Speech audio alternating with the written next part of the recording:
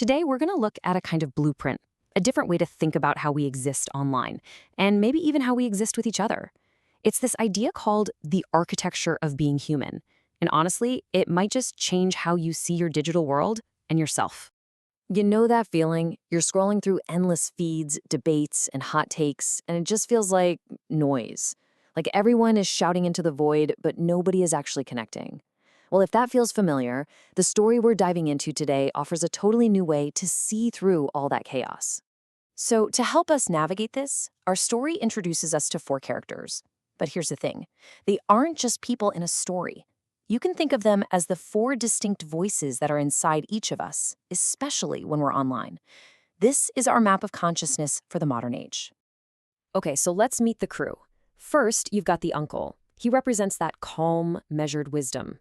Then there's the nephew, who is basically the pulse of our time, always searching, always wanting more speed. Roger brings in the big picture, universal reason, ethics. And finally, the aunt grounds everyone with a dose of compassion and realism. See? Together, they kind of make up the whole picture of our inner dialogue. Now, the story doesn't kick off with some big argument or a viral post. It starts with this really profound idea. It kind of sets the stage for a completely different kind of communication. One that's less about talking and more about, well, just seeing, about witnessing. So our four voices get together online, but this time, something's off. Something's different. There are no links being shared, no casual how are yous. It's just a shared, silent presence. And they're about to figure out a whole new reason for being together in the first place. The uncle is the first one to notice it. And just think about that for a second. Shared silence online. It's almost a contradiction, right? I mean, the digital world is built for noise, for constant output. So this silence, it's new. And it's really, really important. And it's the nephew, the voice of our super fast-paced world, who actually puts words to it. The group realizes they've gone beyond just exchanging information. Their purpose isn't just to share stuff anymore. It's to build something together by thinking together. And this is the moment where the whole story pivots. The uncle drops this pretty radical idea, especially for our world that's obsessed with agendas. He suggests that maybe, just maybe, the problem isn't the endless cycle of debates and outrage. Maybe the real issue is the way we're all taught to see. Roger, the ethicist of the group, really connects this to our modern problem. We all feel like we've got a handle on the truth, right?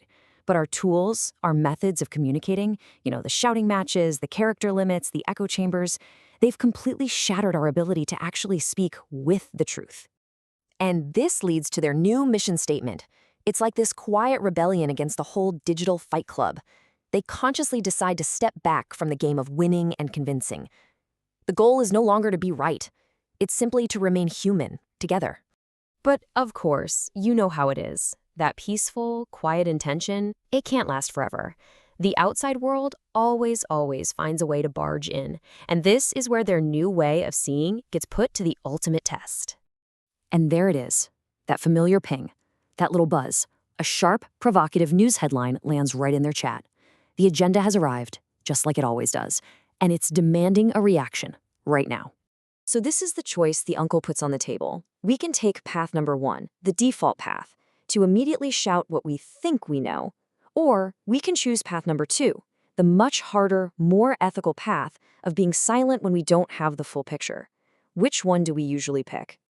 Keeping up is that frantic, anxious scroll, right? That fear of missing out. But carrying something, that implies weight. It implies responsibility and real, deep engagement.